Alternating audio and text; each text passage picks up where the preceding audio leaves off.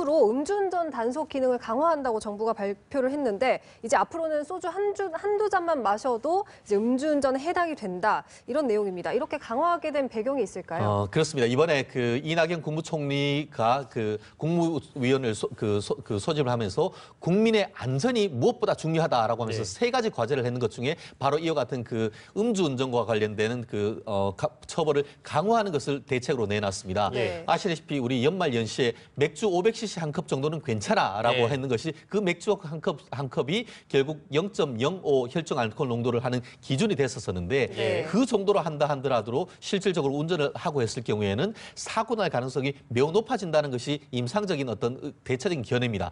그러다 보니까 혈중 알코올 농도 기준을 0.05에서 0를 훨씬 더 강화해서 앞으로는 소주 한 잔 정도 한다 하더라도 실질적으로 우리가 음주운전으로 해서 우리 운전 면허를 정지할 수 있는 기준으로 강화를 한다라고 하는데요. 그럴 경우에는 앞으로 우리가 일반적으로 한 잔도 안 돼라는 것으로 딱 한 잔이 아니고 한 잔도 안 돼라고 할 수밖에 없는 상황인 것 같은데요. 앞으로 이른바 주당들 조심할 수밖에 없는 그런 상황이 아닌가 싶습니다. 원래 안 되는 거죠. 이건 이제 저희가 사실 반복적으로 얘기하기도 입 아픈 얘기입니다만 일단 한 잔도 원래 안 되는 겁니다. 그렇습니다. 오늘 저녁에 어떻게 보면 많은 행사가 있을 수 있고 오늘 같은 경우에 이명박 전 대통령의 죄송합니다. 지금 문재인 대통령의 생일 아닙니까? 전국적으로 한 10여 한 18개 곳에서 행사가 있다고 하는데 거기에서도 음주는 자제해 주셨으면 좋겠습니다.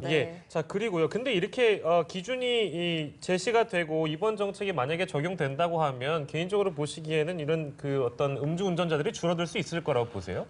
처벌 한번 당해보면은 음주운전 줄일 수밖에 없는데요. 그럼에도 불구하고 음주는 습관입니다. 한번 해서 안 걸리면은 나는 안 걸린다 하는데 실질적으로 한번 걸리면 그분들이 뭐라 합니까? 이번이 처음이니까 봐달라고 하지만 통계적으로 봤을 때 한 번 걸리기까지는 10번이 있어야 한 번 걸린다는 것이 통계적으로 나와 있는 수치입니다.